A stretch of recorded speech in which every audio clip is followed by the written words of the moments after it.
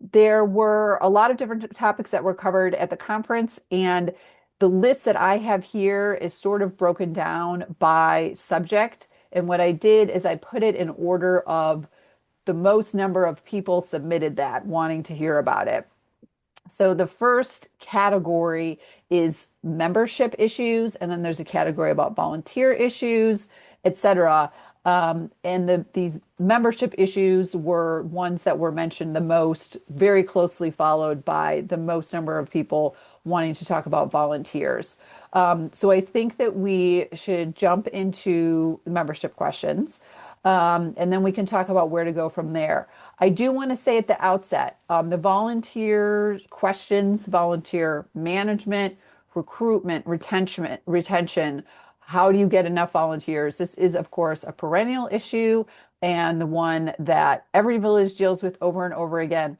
We, as discussed, if you were able to attend the volunteer session at the conference, we have a monthly uh, meeting just like this on Zoom where people who work in the volunteer area for their village, whether you're staff or whether you're a board member or a volunteer that's helping to manage volunteers, you're welcome to come to that.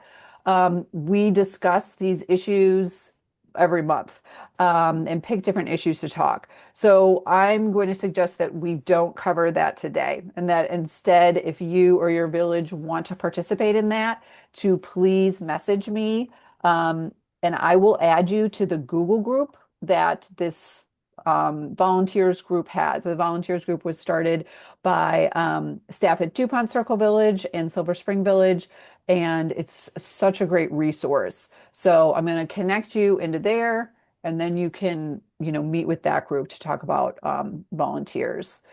So let's jump in. I'm just here to moderate, not to answer the questions, because I'm with a village in the suburbs of Washington, D.C., Bethesda metro area village. I have some experiences in the 9 years that I've been the executive director here, but neither myself or WAVE or the WAVE board members are saying we have the answers to any of these things. We're just hoping that you can go ahead and unmute yourself, or I can call on people if there's multiple people that have experiences that have been helpful for them, or they found that worked or that didn't work.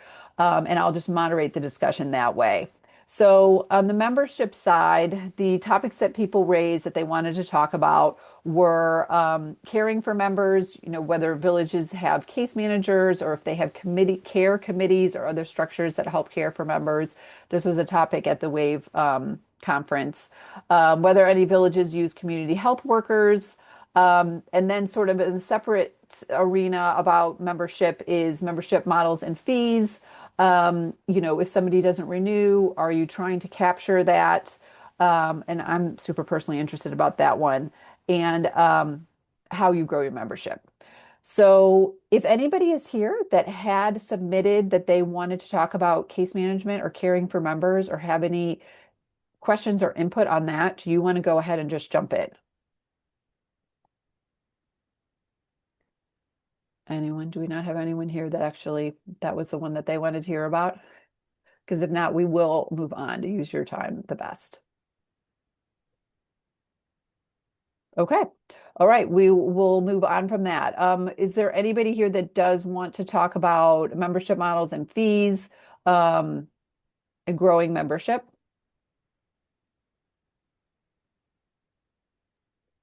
No. Okay. Well, we just have a different segment than the people who submitted. Sean, go ahead. Yeah, I wouldn't mind hearing about what other villages have done. We've had this question or discussion actually on both these topics within our board meetings. Um, we seem to have a stable membership, but we're wondering if we should be opening it up. We have a full family, associate family, full individual and associate individual membership fees. But we know that there are other nearby organizations that seem to have much lower annual fees than we do, but our members seem to be very consistent in paying their fees. We don't have a lot of people using resources though within our community. So it's actually our question is more about how do we get people to actually access the volunteer support that we have for people? But Yeah, I'm just curious what other people do. Over. I've heard this question in various forums about the same kind of thing, which is where some villages are like, hey, should we lower our fees? We either, have people that aren't using services or, would it make it more accessible? And so I'm interested in discussion on that too, because I've seen some villages who have lowered their fees only then to later have to go and raise them. And I think so for our village in Bethesda, we've had the same membership fees since we started 10 years ago. Um, and did talk about whether we could lower it at some point. And I'm glad we didn't. I know some of our neighboring villages have raised their fees. Others have much lower fees than we do. I think if you are you staff based? I mean, are you meeting your budget with the fees that you have right now?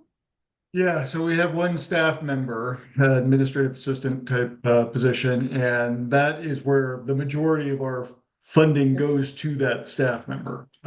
We have, and the residual is for activities and things like that. It ends up being about $30 a month for the full membership, full family membership. Maybe I can just get a validation check on that. Does that sound completely out of whack with what everybody else is Well, doing? and also, where are you at? Are you in a city or are you rural?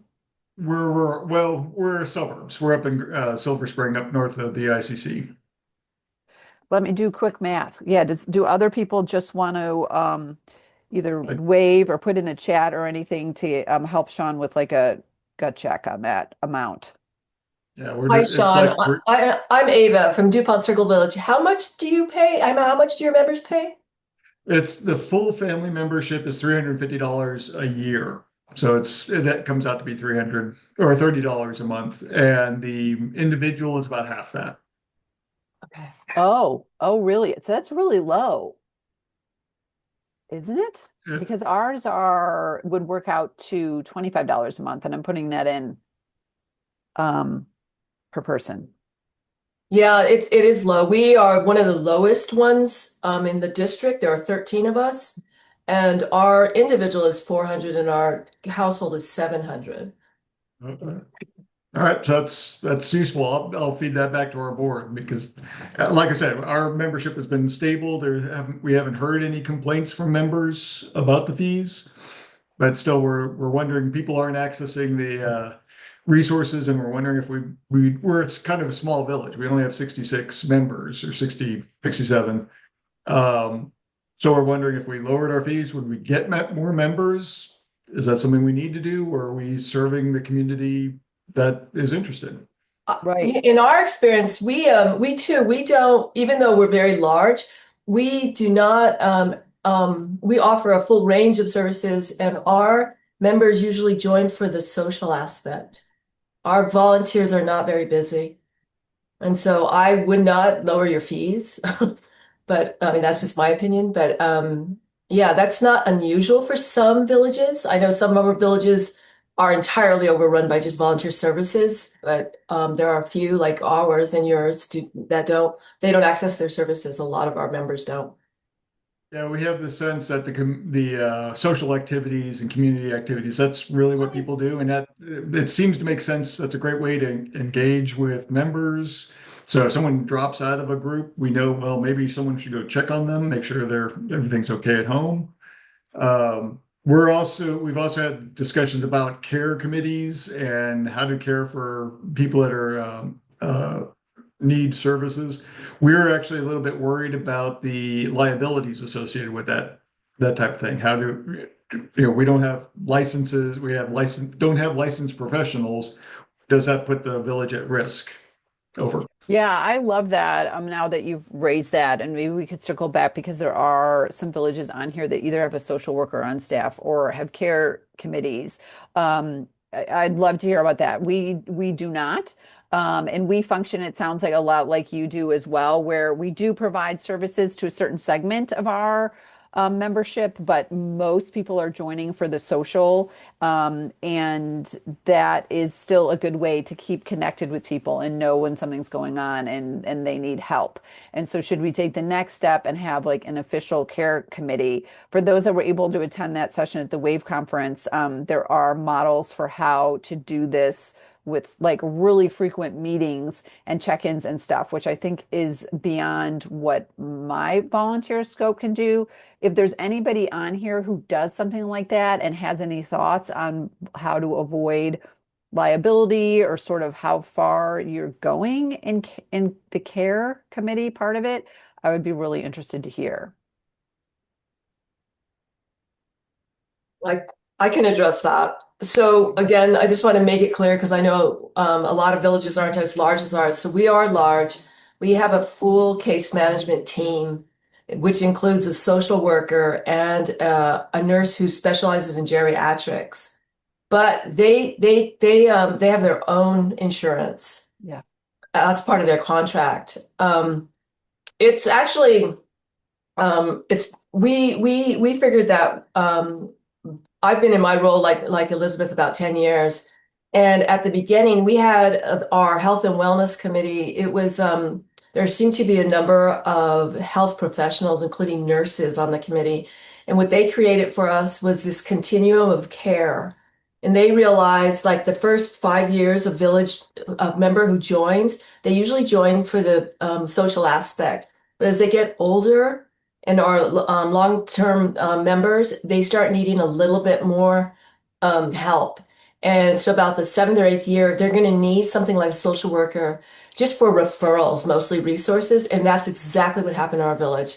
So we hired our first social worker about 6 or 7 years ago. And then as that continuum got bigger and our village got larger and the original members got older, we brought in a nurse, and the both of them are used very all the time for various reasons. But so that's our case management issue. But like I said, we're about 330 members, so we're fairly large.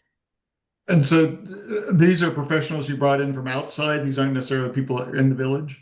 Yeah, they're both professionals from outside. Okay. And it's very part-time. It literally, I don't guarantee any hours because it's mostly on call. And we're smaller than that, so we do not have the funding or ability to hire a social worker, but we made connections with social workers in Bethesda who were, highly recommended, and to have agreements with them so that if we have somebody that has needs that our village can't, provide, we can refer them. And we feel good about being able to say, okay, you have the opportunity to talk to this person we pay for a certain amount of the time. Um, and that they can get help from there. That is totally different, though, from a care committee. Like I think it was Alexandria at home who talked about this. And so I don't know if there's somebody from AHA that can talk about it, but that is where just individuals within the village are meeting together and talking about members they know that need help. And I think coordinating whether it's meal trains or rides, I'm not exactly sure, but there isn't really a liability issue there because they're not coming in and doing any home health care, as I understand it. They're still doing the kinds of things that a village would do. They're just watching out for that particular person and like assigned to them. Yeah, I can speak to that. So what we call it the Member Services Committee, and it's where we talk about some of our more vulnerable, higher need members. And it's a mix of volunteers and staff and board members who are on that committee. One of our volunteers is a retired RN, one is a retired like occupational therapist. And then it's like our board chair, an emeritus board member, and then me and our executive director, and our membership and marketing is my role. And so we'll just talk about, okay, so and so, is moving from their home to assisted living. How can we support? So and so has just gone into memory care and is feeling lonely. Can someone go visit him at memory care?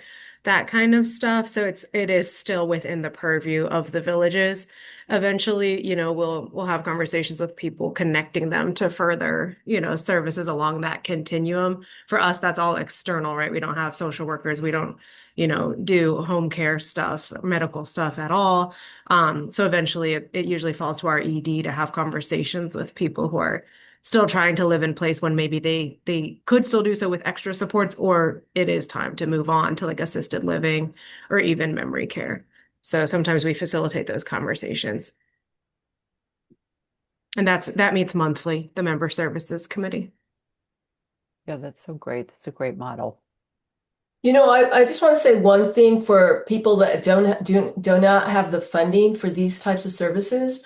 I know a lot of villages, they use the universities. There's a lot of students who are social workers that need the hours, but what you do need to have is you need to have and then you can find this in your membership, someone who can supervise them, that they would meet regularly and do provide supervision.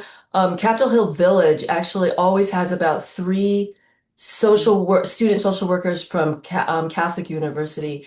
We have not been able to do that great program because I don't have anyone that could actually supervise them. Either their licenses have expired or they're retired and they haven't had any kind of they haven't done that kind of work in a long time, but that's one way to avoid if you don't have the funding for this. That's great. Hey, And I just want, go ahead, Patricia. I just wanted to mention that another resource is your local home care companies. I don't know about any others. I mean, I know many others, but in ours in particular, we talk to people all over the country every day who are struggling with what to do with family members or need ideas about dementia care or Parkinson's or whatever. And I have tons of resources that I give out every day to families who are struggling with this. And I love doing talks to villages, um, you know, Home Care 101, Care Management 101. It doesn't provide you with a care manager, but it can certainly get you further along. And we're very blessed in the city of Rockville because we have social workers who will actually take on some of that role for folks through the senior center. So there's municipal roles that are available out there too. Um, should you need help, you're welcome to call me first and ask me where to go. I'm happy to do that.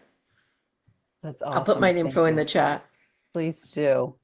And I just wanted to circle back on one thing on the fees that people have pointed out in the comments, which is that many villages also offer like a subsidized fee. So Sean, if there is any, if you don't already have that, that's something that you can market. You're not lowering your fees, but you're saying if cost is prohibitive for you to join us, we can cover that. I think we actually have that in our bylaws as well. Thanks.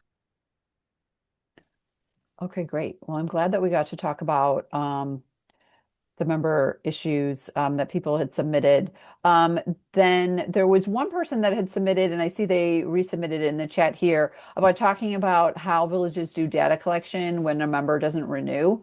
And I have never been able to get a villager who doesn't renew to tell me why. I mean, sometimes people move and they pass away. But if somebody doesn't renew, we have in our materials, oh, we're so sorry to see you go. Please let us know how you can improve, blah, blah, blah.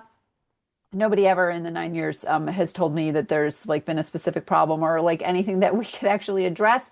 So I don't know if there's anybody here that does that successfully. And how do you capture that?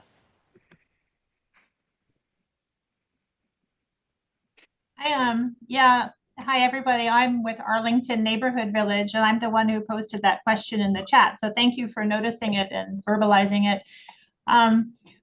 Similar to you, when people don't renew, there are certain things they will tell us if they've moved, or a family member will find out that they've died. Sometimes folks will tell us that they joined us when they really needed us, maybe for rides during the period of recuperation from surgery, and now they're healed and they don't need us anymore. So we do get that information. And our thought was that it would be helpful to make it somewhat systematic, like in our database, to have a drop down where these and other categories could be entered, which then could be shared across the sector with WAVE nationally somehow, that it would somehow inform the movement to have aggregate data on people's reasons for not renewing, even if they do move. And have they moved in with a family member? What is the nature of that? It just seems like a really interesting bit of information that we could be collecting and recording. We generally push a little bit to get that information. We don't push a lot. So if somebody doesn't renew, we will have a conversation about, oh, why, basically share with us why. Very rarely is it something that had gone wrong with their experience with the village, but if it is, we deal with it and overcome that. So we're gradually moving to a new database, and so this topic is really on our minds right now as we move to a new database with more options for recording and running analysis and reports, whether we want to include this and how we want to include it. And we'd love to be able to do it in a way that's in keeping with what other villages are also doing. So I'd love to hear from anybody else on what you're currently doing or your thoughts on the topic. And also, if you're here with, I know there's various groups that are working on data collection, including WAVE. So I think that this is a great question for them and to connect with the people who are doing that, because it does seem like it could be really valuable information, and it would make sense to connect. So I don't know if. I was going to say, sometimes when it's about the money and people are embarrassed to say that, you can make pretend you're Siri XM. If you've ever called them to say you're canceling, they immediately offer it to you for free. So that might be the default. You could say, would it help if it was free? Instead of asking, was it the money? Just say, we'd like you to come back, try us again for a year for free. That's a great idea. Is there anybody from MCVC or on here who is working on the data issues? Because I'd want Jean to be able to connect with you. I think I'll add too that our interest in this is not because we're trying to retain people who have opted not to renew, although I understand what you've said in terms of marketing. If they're leaving, we could entice them to stay by offering a discounted rate. Our sense has been more that they are leaving for reasons that are valid in that they're no longer eligible for our membership. They're moving out of state. Their needs have advanced to the point that they're moving into a nursing home. The point at which we do have more of a back and forth is if somebody says that they've recovered from surgery and they don't need rides to PT anymore, we then will have a conversation with them and say, well, we can be your insurance. Next time something happens, we're here for you and you know it. And in the meantime, your membership fee is helping to support all the other members who are actively using us and do need us. So consider it a charitable donation. So we have those conversations, and more often than not, people do decide to retain their membership and they recognize the common good that's derived from them maintaining their membership. But generally, it's not to try to entice people to stay, but we just thought it would be good to capture that data to inform the broader movement on the trajectory of people who come to a village and use us for a period of time, and then at a certain point they might not need us anymore. And what is it that causes them to not need us anymore, or to perceive that they don't need us anymore? And that would be useful information at the national or regional level to know. Follow up with me. I'm going to put my contact info in the chat again because I do want to connect you to the data collection groups. There's one other member issue, and Marianne, you raised it, and I like this. I'd love to get a pulse check on what other villages do when a member dies, to recognize the member. We several years back, I realized that I needed to figure out how to do it consistently because a member had died who everybody loved, and there was an effusive, right, in memoriam message sent out to members. Then when the next member dies, maybe he's not as well known, it can be very awkward. And so I sort of polled other villages at the time to see how is this handled. And so we sort of do it the same every time. First off, I wait until I can contact and get agreement from a family member or somebody that we announce this. And every now and then they don't want that. And so I think that that's a good preliminary step, that you're getting agreement from somebody. And then we announce it with, saying how they were involved with the village, and here's, a connection to their obit and how the family would like to hear from you or not, or have gifts or not, and just keep it the same there. And I think that that's a good practice that I learned from other villages. Some just make an announcement, of all of them sort of at once if there's an annual thing or whatever. I'd love to hear from others on what you do. I have a comment. Go ahead. So, we don't have that per se, but recently we did lose a member, and our group is a little bit different than most of your villages because we don't charge for membership, so it's free. So we were contacted by the children of the person who died, and she was a member, a volunteer of the village. So they gave us like information on that, and we did ask them to give consent to share the obituary as well as their um, comments on the village. So that's how we handled it. Yeah, I think that's good practice. Anybody else, Sean? Yeah, I guess we're actually having some of our active discussions. In the past, what we've done is we'll contact a family member, find out what they're comfortable with. We have in the past year made donations to charities listed in their members' obituary. We'll send flowers to the family, things like that.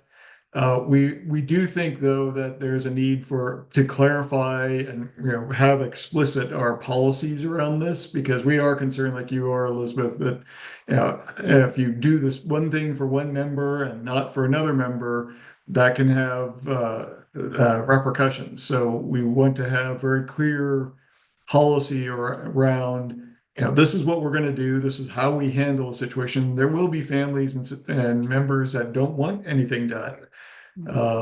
And so we want to make it clear that we will reach out. We want to comfort family members and also members who lose other family members. That's another question, because if we're here to support our members, how far out does that support go?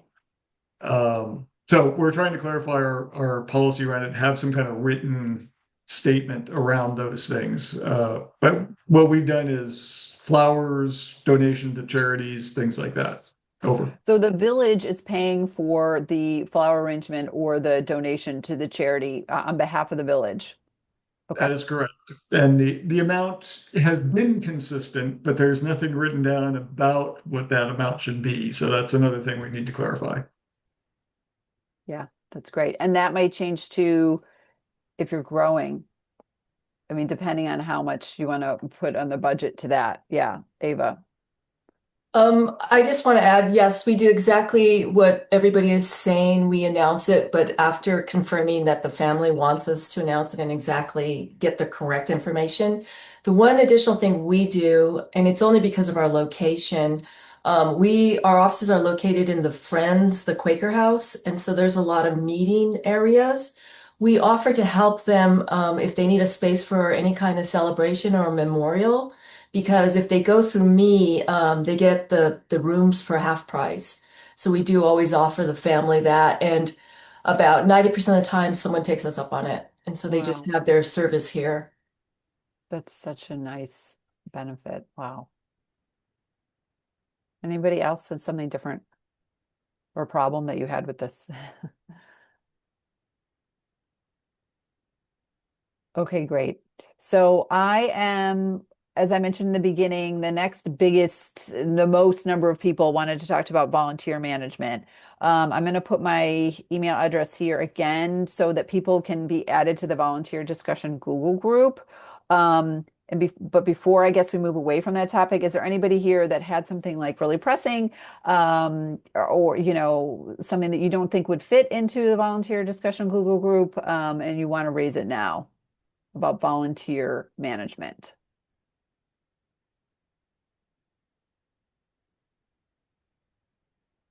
Okay. Well, yeah, I hope to get emails from any of you that want to be added there.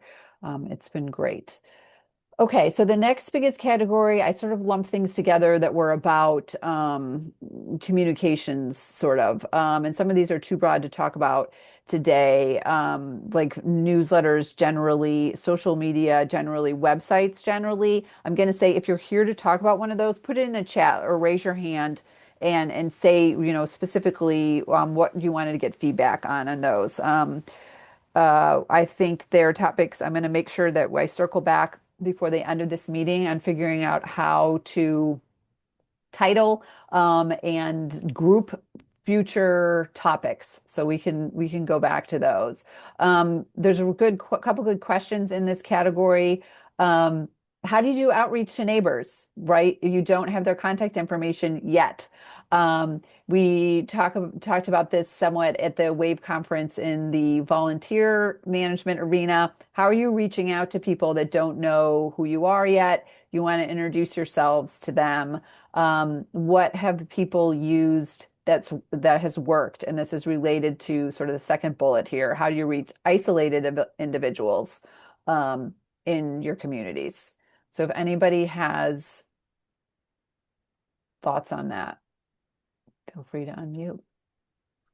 We've used flyers that we hand out during other community events. We'll ask the groups that are having community events if we can put flyers out on their tables. We'll also have volunteers put flyers into mailboxes. Over. That's great. Really early on in our formation, we did a couple of door-to-door where we were leaving flyers. We had teams, go out to various areas, actually knock on doors. I feel like that would no longer, it had minimal results for the amount of time that people put into that. And I feel like now, 10 years later, there would be even more so. I think leaving brochures at places or, at doorsteps could be useful. We have a lot of condos in our area, and so we're always working with them to try and get stuff like in the mailroom. And we use neighborhood listservs. That's probably the primary way that we're getting the word out to people that don't know about us, other than just through word of mouth, friend to friend. We're using neighborhood lists. And so we will post anytime we have a public event. I'm going to do a volunteer training or whatever. I'm putting it out on there and telling people how they can find out more about us. That doesn't help for an isolated individual. So I don't have any good ideas for that. If somebody really isn't connected and really needs help, and you don't know about them, I don't know how to answer that part. Nancy. So we do the flyers for our events, which actually gets the most traction as far as getting new members. And we also have a welcome wagon person. So what she does is we research anybody that has bought a house in the neighborhood, and she contacts them, and we have a little kit, little welcome basket that we give them, and have a form that they can return to us if they're interested in more, being in our newsletter or being involved in the group. That's awesome. Is this a realtor? Like, how is she getting this info? Yeah, so I've actually done it myself. It's on the Montgomery County database for housing. So you can do a search on your area if you have the codes, and it will tell you who has moved into, who's bought a house in your neighborhood. That's awesome. I had no idea. I can put a list to I can put a link in the chat if you want. That would We be do a awesome. cookie brigade similarly. And are We you bake learning about this cookies. the same way? How are you getting their info? Just we see the signs come up, we see the signs go down. We knock on the door. Do you have a particular committee that is tasked with keeping We're track of that? so fly by night, Elizabeth. Our Okay. village is not even a board yet. but it stayed together all these years like this, so it's very ad hoc. Anybody else? Oh, and Kim, you just put in, what are these messages in the chat? I just put a little screenshot in the chat. A village that I'm connected to here in Philly has these business cards printed. They're very inexpensive. And, members of the membership committee have these, but really anyone who would like to just have them on hand, they're small enough and portable enough that people can just keep them on hand and have them to give out if they have conversations with neighbors or just want to, slip them in someone's mail slot if they know someone down the street who might be interested. So it's kind of an inexpensive way to do something like that. That's awesome. That's a great idea. So like if you're like at the farmer's market or whatever. Yeah, exactly. Okay. Awesome. One thing we tried that did not work out at all for us was reaching out to realtors in the area, to see if we could give them flyers, and so they could give it to people that are looking at properties as potentially a way of increasing property values or increasing sales. But we got absolute crickets when we reached out to the realtor That's companies. shocking. Yeah. Same That seems with like a us. slam dunk for them. We have several realtors that are actually members, and they will every now and then put information about us like in their newsletters. You know how they're always bombarding you with their own email and it's mailings. And so if they have like a newsletter, they'll be like, oh, we're a resource, like part of their resources in the community kind of thing. They will do that every now and then, but they do not give our information to somebody moving in. I don't know if they feel like that is like private somehow. I don't know, but we got nowhere as well. Okay, anybody else with ideas for marketing or reaching people? Okay, awesome. And so I didn't see anybody that put in the chat that there were specific questions about newsletters, social media, or village websites. So I'm gonna just bring that up one more time so that you can maybe unmute. These were each, submitted by more than one person. So we covered newsletters in a past talk. Village Support Network did a great presentation on social media.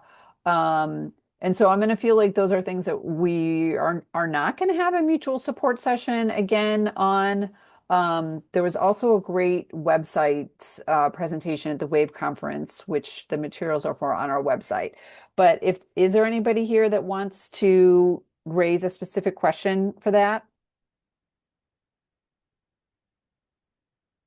Okay, I'm just going to skip over that. Oh, sorry. I can. Go ahead. Go ahead. So what I've done is I have a hosted sign up form using MailChimp. So I have that on our Facebook page. So if people are interested in signing up for the newsletter, they can sign up on their own. And we also have that on the website. Okay, wait. For getting the newsletter? Yeah. Okay. Okay. So you've had good response from MailChimp? Has that been a resource for you? Because we haven't had, it seems like MailChimp it does not get out to all our members. We have a mailing list, but half of them don't seem to get anything from MailChimp. Yeah, I use MailChimp for a couple of groups, and you're right. I mean, I think some of the emails don't get out. They probably go in the spam filter. So not everyone gets it. Okay, great. Well, we are doing actually really great on getting through all of these topics. I thought we would cover like two. Okay, so here is a stickier one. And as I said, as we're going down the list, there's less people that submitted this. So if there's no interest and nobody responds on these, we'll just keep looking through. But this group that I lumped together is on succession planning. Also a perennial topic that we need to talk about multiple times a year. How do you look forward to the future to cultivate new leadership, whether this is in your board, your volunteer chairs, people who are planning your programs, people who are dealing with service requests or whatever. And this can be related also to staff. Do you need staff and you're trying, to have the budget to meet that? How you do strategic planning, et cetera. It's been a while since Wave had a session on strategic planning, and I think that would be a great thing for us to plan again. But is there anybody here that wants to raise a specific question within that set of categories? And I see that Patricia did submit one specific one. Go ahead. Yeah, so I just feel like things happen. And what's the backup plan? And how much documentation have you set up for yourself or your community? Whether you're a committee chair or, have like Elizabeth. I mean, I can't imagine what they would do without her. Right. I don't want to imagine. Yeah, this is a great question. And what As a Patricia's crisis and you referring have to to, leave for 2 weeks. yeah, is that I'm the only staff. And so while I have a super great involved set of volunteers and board who work on sort of the day-to-day stuff, if I get hit by a bus, all of that knowledge would be gone. I don't have another staff person in the office who knows how to use the control panel in Club Express, et cetera. So this is something that we have thought about a lot over the years. And I, with a committee, it was an ad hoc committee of the board that was created to work on this. And this was decided as part of strategic planning, was a primary focus, would be that we had to create a handbook, essentially. So if I was gone or had to step away and somebody came in, that they would know how to do things. So we created that, and we have multiple people that know how to do things, on the money side. We have, various different checks for the treasurer, et cetera. So there'd be able to be people that could step in there. So I do think it's really important, whether you're going through a strategic planning process or not, that you figure out succession planning. That doesn't mean that you know who's going to step in. They don't know who they're, going to hire to replace me or whatever, but they know what they're going to do. Like when that time comes. I mean, when I retire, I'll be around and I would help somebody. But what Patricia's saying is for when you don't know. So I don't know if people have other helpful things on how to plan for that inevitable. I think we are also talking about creating a handbook. One of we're going through what basically is the first major refresh of the board. We've had our board has been around for about 7 years or so, and it's been basically the same people kind of walking through different roles, and people get burnt out, and all of a sudden that's how villages can die. I think it's just the entire board loses energy. So we are talking about succession planning, and we're going to approach all the board members. I'm kind of curious what other people have suggestions. How do you approach a board member that's been working hard for 7 years? Say, okay, who's going to replace you, and what is it that you do? Having that conversation can go sideways on you all of a sudden. Do you have laid out in your the name just escapes me, your documents? Bylaws. You're looking for Thank you. bylaws. I'm looking for bylaws. What the terms are supposed to be and when somebody is supposed to cycle off? Yes, and the board hasn't been extremely disciplined about following the bylaws. So that's a conversation. We're starting with that. We're looking at the bylaws, trying to clarify, okay, this is who we think the board members are and how long you've been here. And it's clear that some of them have just been there and they've been, I think I've been in this role for 3 years, but it's been 5 years or something like that.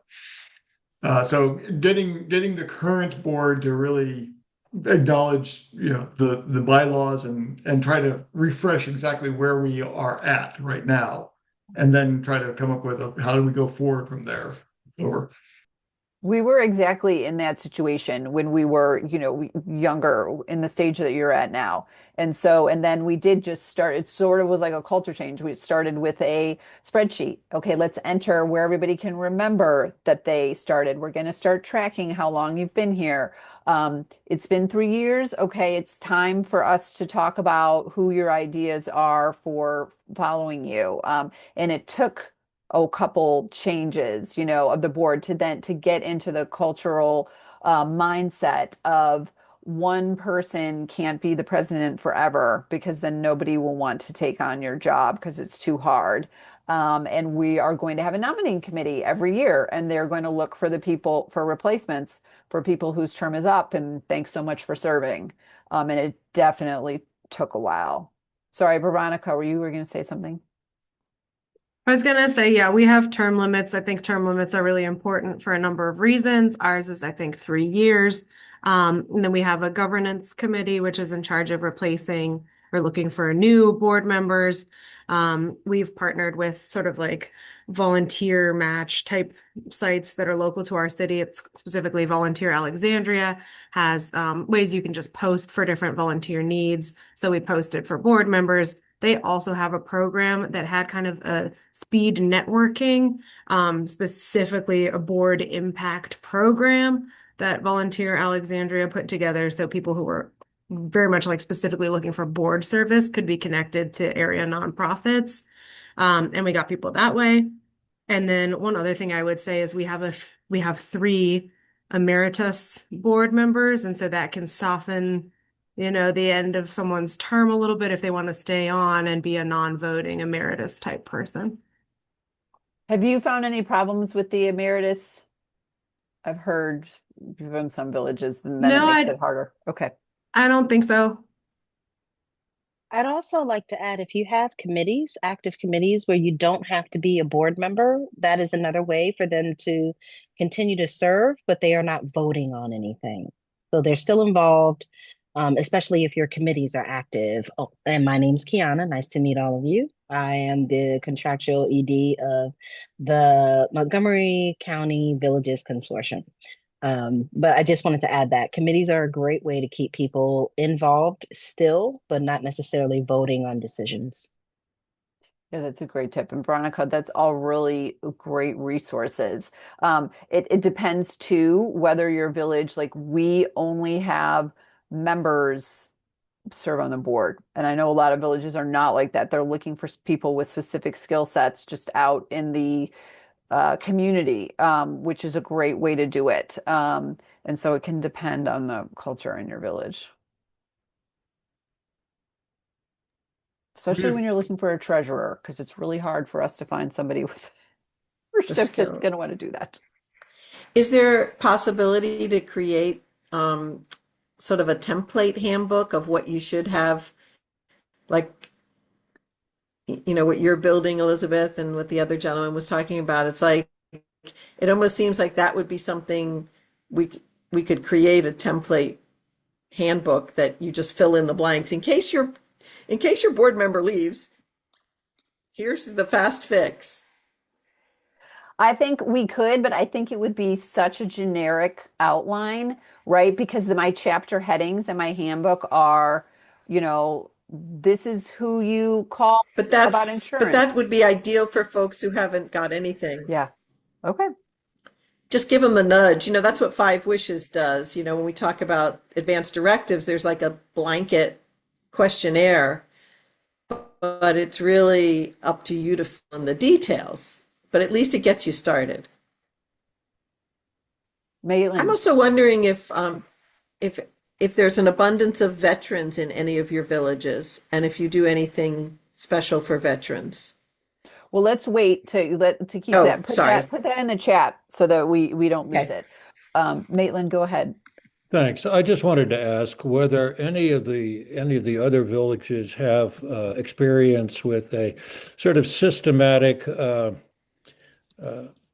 effort to get people on the board or committee chairs or committee members, for that matter, to cross-train with other board members with other committee roles, and so forth, so that the bench gets not only deeper in numbers, but also deeper in skill sets.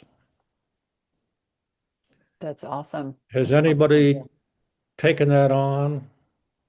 Are you oh, sorry. No, go ahead, Ava. I think I understood your question correctly. So on our board, every board member has to be on a committee. And so if you're talking about cross-training that way, yeah, and we let them know that in the nomination process that they will have to pick a committee to be on. Great. And Maitland, is that what you meant? I was going to ask, like, do you mean that somebody who's working on a particular area within the village also needs to help out in another area so that they're learning too at the same time? What do you mean? That's more nearly what I had in mind. That the person somebody who's working on volunteers might also be trying to learn about what the membership procedure is like in order to be available potentially to fill in if someone goes under the bus or decides to move away or, whatever happens. We don't have that as an official protocol, and I'm intrigued by that. There are some board members that are super active, and so they're on more than one committee. But then Right. we have some who are, they're only interested in the finance committee and nothing else.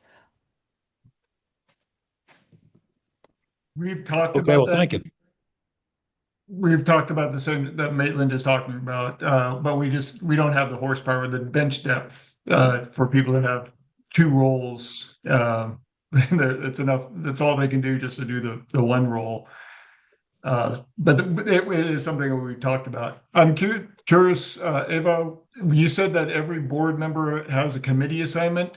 Is every committee chair on the board? Does it go the other way as well? No, not at all. All our committee chairs are very different. Most are not board members. Interesting. There's a very good question in the chat by Lynn. There is. I just saw that. Mhm. Let's do a little pulse check here. So Lynn asked, how many on the call are talking about operational boards versus governing boards? Because this is totally different. And so when we started up, we had a working board, which I guess would be the same as operational board. They were doing the work. We didn't have any staff. And so they're, sort of meeting constantly and doing everything. Now we have a governing board, and I think that's a goal for many villages eventually. So I'm reporting to them, and I'm working with the committees to get the work done, and the board is just overseeing things. But I don't know if people just want to raise their hand. How many of you are coming from places where it's a working board and you're doing all the work? Yeah, at least for different villages. Lynn, do you want to pipe in? Do you want to count, or what would help you? I'm curious because we have been participating with a grant that has been really instrumental in helping us move toward governing board. We're getting there.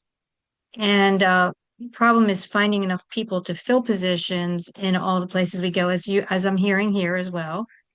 And also this organization who's supplied the grant has said that we need to review and update our bylaws, because when I became part of the board, I was a volunteer first.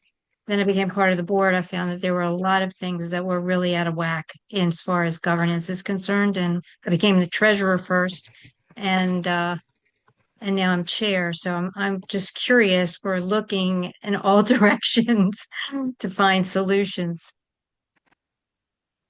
Yeah. I think a lot of villages have been, if not all of us, where you're at. I'm going to, it's now that we're at an hour and before, I know some people have to leave. We had made this an hour and a half so that we would have time to talk more. But I want to make sure before, any longer that we talk about how to determine what topics we should have in the future mutual support sessions. And so I'm not sure how to do that other than people either, putting a message in the chat. And if you don't know how to put a message in the chat and you want to just unmute and tell me, just by virtue of being here, your vote will be weighted more. And I'll put that together with the previous submissions and we can figure out how to have the further learning from the conference session. Next time we can list out what we hope to cover. So before you leave, try and put that in the chat. But we will stay on for those that have the time. Okay, where were we at? We were at, yeah. So anybody else with questions about or things they want to talk about either strategic planning or leadership issues? How to transition. Okay, fundraising, that's super broad. Fundraising and grant opportunities is listed. Does anybody have any specific questions there that they want to talk about? I guess I put mine in the chat. Um, So, yeah, yours was about veterans. Yeah. no, the second one. Oh, Second one sorry. about fundraising. Do you ask members to you name the village in the will? Oh, I didn't see that. Go ahead and explain it. Okay, so, you know, uh, many of us have wills, many of us belong to villages. Why not say, here's a chunk for my village? Thank you very much. I just don't know if you've ever asked that way. I know in the past I've worked with a lot of nonprofits where they're kind of skittish around asking. So again, it becomes like another committee where, maybe there's a group of people and you have a little tea party and you talk about advanced directives and wills and you say, oh, and by the way, did you know you could name us? So just a thought. Didn't know if anybody was doing that yet. Yeah, I mean, we have part of our development is, on our materials and on our website, we talk about planned giving. Have you thought about planned giving? You can choose us to be one of your, but I know that there are other villages that are more better at this than we are and have one-on-one conversations. And I know Arlington Neighborhood Village, I don't think they're here, but they have you can become in their circle of whatever they call it. Anyway, Ava, go ahead. You have a great program on this. Yeah, we have a planned giving committee, part of our development or fundraising. We do small little gatherings, specifically targeting members we know who probably can put us in their will. 10% of our budget is bequests.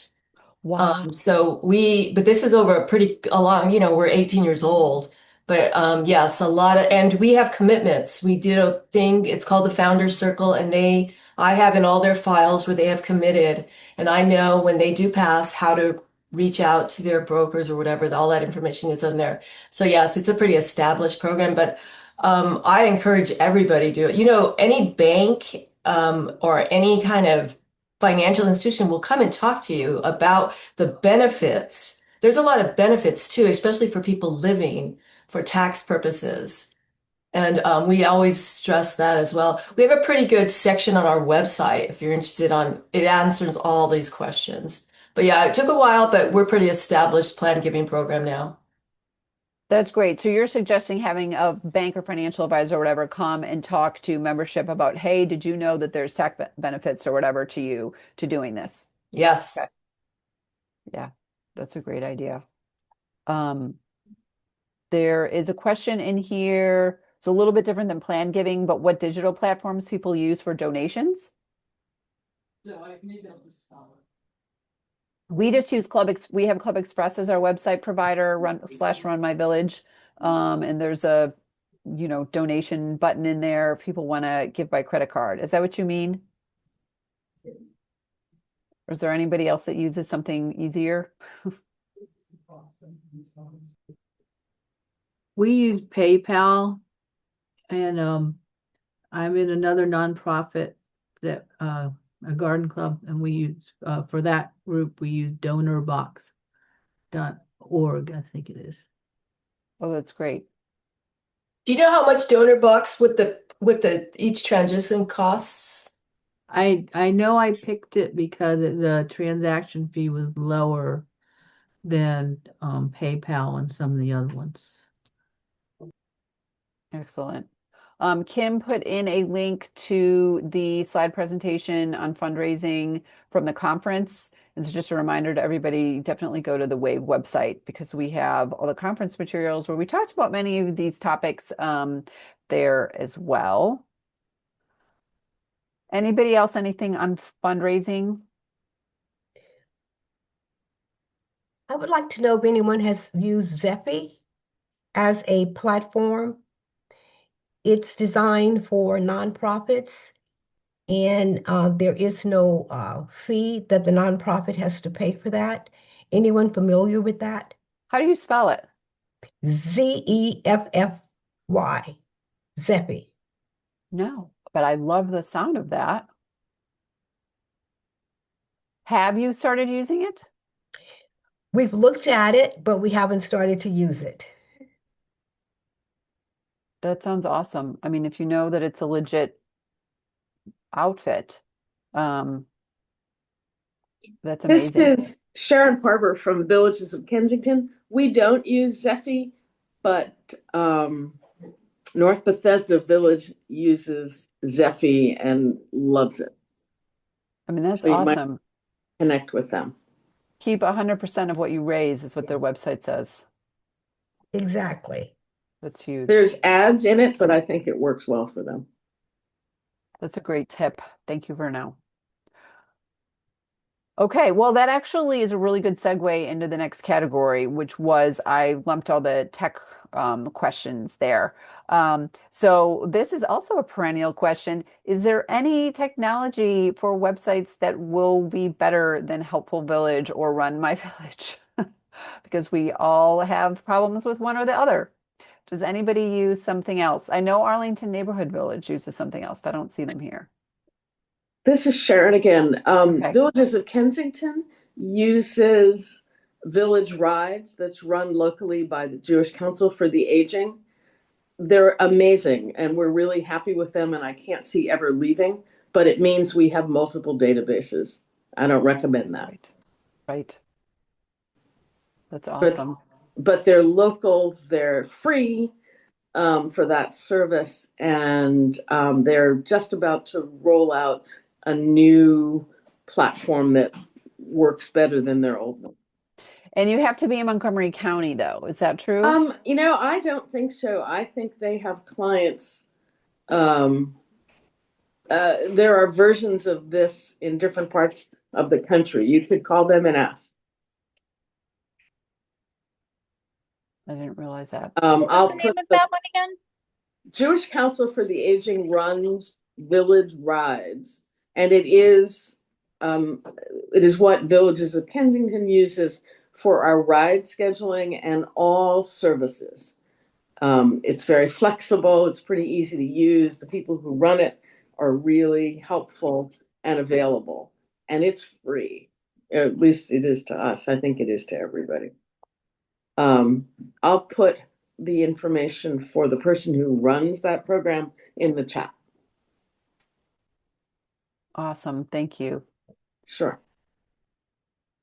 I'm gonna mention a couple of things here. One is that there was one request for a liability insurance discussion. Their Village to Village network is holding one, or did they just hold it? Apologies. I don't know if the schedule on the top of my head, but they are doing oh gosh, am I mixing up Leslie, am I mixing up my things? Is Village Support Network doing this We're topic? doing ours is the Insurance Essentials, January Yes. 27th, 10 a.m. Thank you. Okay. Village Support Network. Go ahead and give a plug for that program for anybody that has insurance questions. Yeah, so it will be an expert. You may have actually seen him before. I think he's given a very similar presentation through Vita VN in the past. Rob Cannon from Gorges and Company, who is a broker that handles nonprofits and represents many carriers. I'm still trying to nail down exactly which ones. And so he will just be talking about what are the critical pieces of insurance you need, coverage you need, at what steps in the process of you becoming a village. And I'm hoping that he tackles it, kind of the trajectory, how it changes over time. And so we welcome people to come. There's a registration is now on our website. I can drop it in the chat if you want. 10 a.m. Please do. January 27th. And in the meantime, I am working with villages that already have insurance. Many of you may have seen an email from me, just kind of canvassing you to get information about what carriers you use, what kind of coverage you have, what are your approximate costs. So I'm going to coalesce all that. We're taking it and we'll merge it and coalesce it, give it back to folks anonymously. But now you'll have a bit of a reference in who's out there and what are people generally paying. And so, it's the villages helping each other, much like this very excellent session. So That's going to be so helpful because people are always wanting to know, what are you paying? Is this a good quote? That's going to be awesome. Definitely put all the registration material in the chat. Okay. Thank you, Leslie. Yeah, so that'll be a great source for that. And then Marianne, go ahead with your question about seeing if there's anybody that has recommendations for tutors, I guess, or resources for Google Workspace. Right, thanks. So we are using Google Workspace, and all of the basic things are good. Where I run into problems is, for example, I set it originally not to be able to share outside of Seville Village, and then when I decided that we should be able to share documents with people outside of the village, and I changed the setting, it didn't change anyone's ability outside the village to access the documents that we want them to be able to access. So, and when you look at the help, it's just like not helpful. So, so those are the kinds of levels of issues I have, like not how to create a Google Sheet or a document. I'm all good with that. It's those kinds of things. Issues with Google Voice, that when it doesn't work the way we want it to.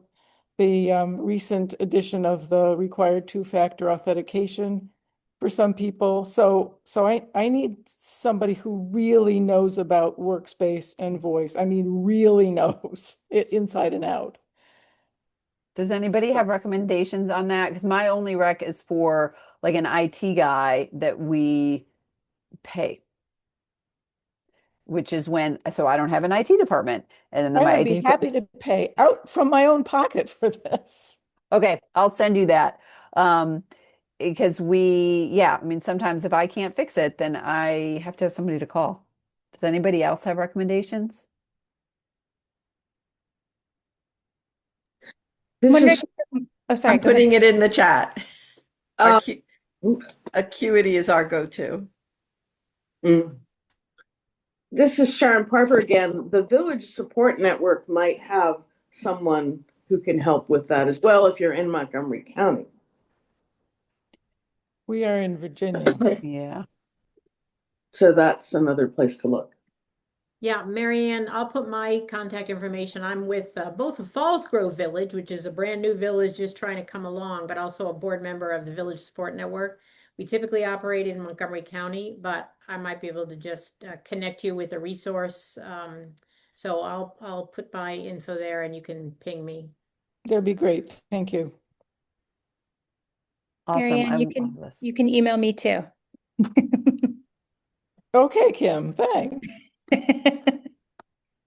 I love this. I love everybody helping each other. Okay, we're going to wind up soon. This is the last sort of category that I had, which was there were just a couple mentions for, which is programs, which is too general. So unless you're the person who entered this and are on the call and can explain what you mean. But I love this other one that is, what kind of activities has anybody found that are successful to build trust among different economic groups within the community? This is something that in Montgomery County, and I'm sure in other areas, there's been, constant discussion about how to reach people that, may need our help and are not, at various socioeconomic levels. Um, has anybody worked on that and have anything that has been successful or not?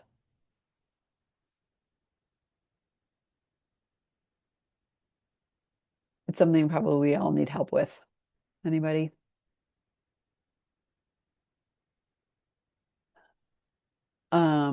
Yeah, and I don't even have any suggestions here because it's something that definitely in Montgomery County we continue to need to work on. It's also hard if you are an organization that, a lot of our events we're going to happy hour. There are things where there are sometimes fees, although we try and do mostly completely no cost stuff. So how do you make that accessible? Are we saying that we want to reach out to a particular community, and that they are just going to be able to access services even if they don't take advantage of the other stuff? How do we make them still feel part of the community? I wish somebody from Arlington Neighborhood Village was on here because they do a really good job with this. Sean, I see your hand raised? I don't have a idea, but I can foot stomp it a little bit. This one of the most reactive things we have around here. We come from a village that has a lot of single family housing. So one of the issues of multi-family housing or high density housing in the area is a pretty reactive issue here. And I could see that would be an area to focus some trust building around. Just people that live in different groups and make people feel better about the options. Over. Yeah, it's super sticky. I mean, in Bethesda, we were started by a group of neighbors that lived in a neighborhood that was all single family homes, and we expanded to cover areas that are mostly apartments and condos. How do we, there should be no issue there, but there was when we did that, and it's worked out completely fine. But there are tension in other neighborhood groups that are sort of working against the options of accessory dwelling units in people's backyards, whereas that's a huge plus for the senior population. So it is super sticky. I just wanted to put in another plug for another past wave program, highlighting a Sunday suppers for connection and inclusion. This was a program that a village in DC, Cleveland and Woodley Park Village, had started in partnership with a local church and local restaurants, and it really brought people together from across the neighborhood and really helped to make some connections, and literally brought people to the table together. And I know this is something that I think Archaea also has gotten started in her village. So I'm just going to put a link in the chat to that as well. That's awesome. Thank you so much. And Archaea, I don't mean to put you on the spot, but do you want to add anything to that? She's off video now. So, okay. So that brings us to the end, the official list of submissions that we got. Go ahead and put in the chat or email me or just say now what your vote, if we're doing this, every couple months, what's your vote for topics that we should be covering so that people can come prepared to talk about that particular thing. We would list them ahead of time. And I'm going to stay on if people want to add that. So the chat stays open there too. And we'll just end a few minutes early. Thanks you, Kim. So much. Thanks so much for coming.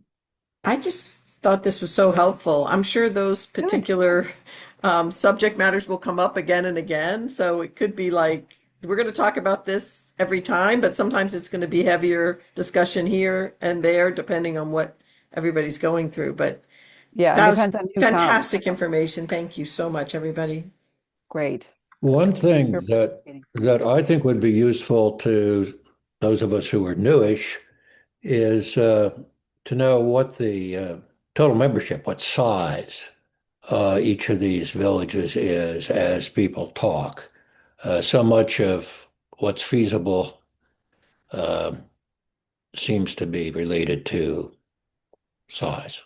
That is so important. And that's something that we do, like in the volunteers group, we're sort of always saying that at the beginning, because yes, it completely matters. And future ones, I can maybe even ask people to rename themselves with, the area where their village is and the size. It matters if you're rural. It matters if how big you are. It also matters if you're all volunteer run. It matters how new you are, if you have a working board. But we can at least ask people to put in their location and the size. That's so important. Maitland, I see a couple things coming in through the chat. Great. So yeah, do you have a particular topic you want to see us cover? Not at the moment. Okay. Vernell, I see a hand. Yeah, I wanted to thank you for hosting and creating the space for learning. I'm with the Tamarack Triangle Village, and we are pretty new. We are just getting started and getting our legs under us. So it's really valuable to have an opportunity to learn from the established villages and to help us structure the path forward. We have now achieved our nonprofit status, 501c3, and really looking forward to building a strategic plan to take us forward.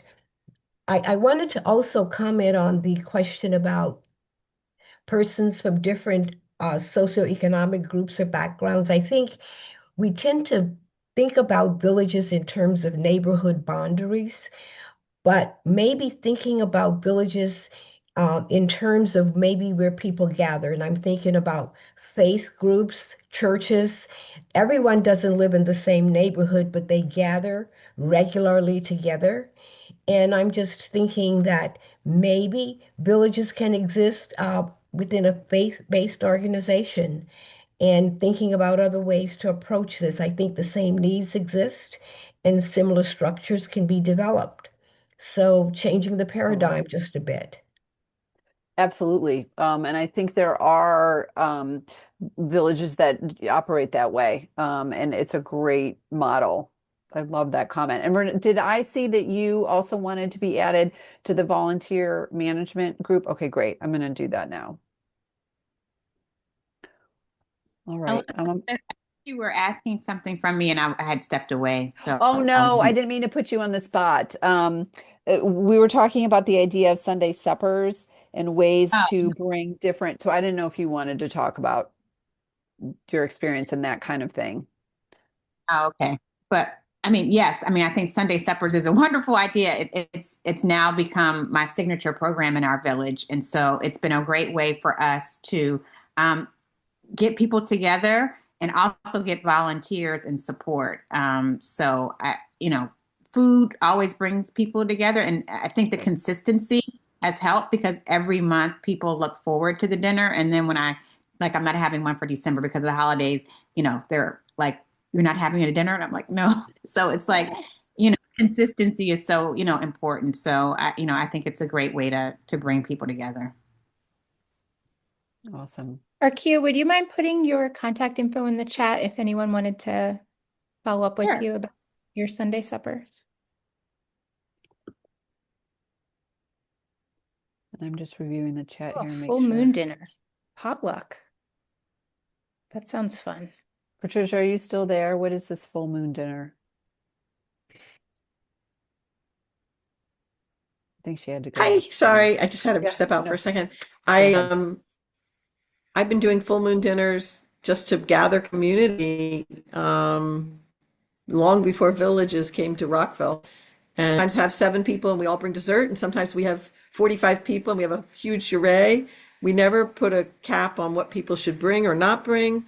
We just make it work, and I always have extras built in so that there's plenty to go around. And it's just, sometimes people bring music. How do people know about it and know where to come and everything? Well, when I was doing it all the time, it was just an e-blast, and people would just let me know. Only one reminder. It was not hand holding. This was just like, you want to get together, great. Sometimes we'd eat, if the weather was nice, we'd put the tables out front and then more people saw us. That's always a big draw. And then as the kids next door grew up, they wanted to have fire pits. So we had a fire pit. So, it morphed. And And then COVID hit and we stopped doing it as a regular. But it's still quite, I recommend it to lots of people because it's a nice way to, honor the passing of time and connect with friends and loved ones. Awesome. Okay, thanks everybody. Well, if there's anything else, I'm happy to stay on, but we will officially close. Arkia, where are you from? I'm in the Baltimore area, Baltimore, okay. Maryland. And I love what you're doing. The Sunday supper, so sweet. thank you. All right. Thanks everybody, and thanks Bye, Kim guys. so much for Thank running you this. all.